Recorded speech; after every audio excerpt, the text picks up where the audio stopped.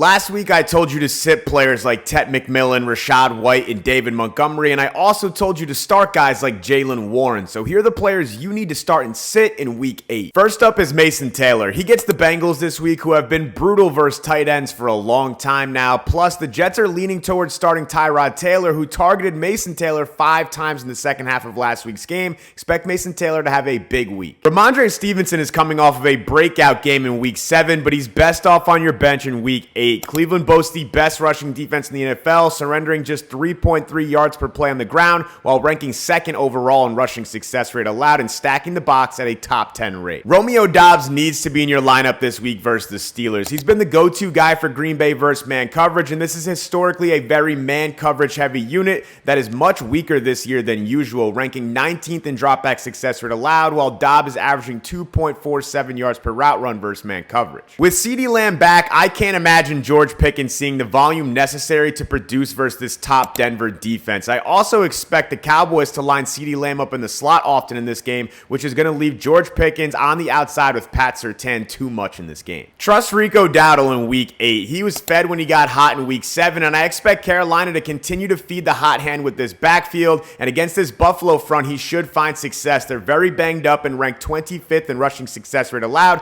and stack the box at one of the lower rates in the NFL. Before I give you the most important sit for Week 8, make sure you're joining Chalkboard this week with code FTP. They're going to welcome you in with $20 to take all your picks with, and you don't even need to deposit. There's literally no reason not to do this. This last player has had well-documented struggles versus man coverage throughout his career, specifically press man coverage, which the Chiefs play at a top rate in football this year. With Jaden Daniels' status in question for Week 8, sitting Deebo Samuel becomes a no-brainer.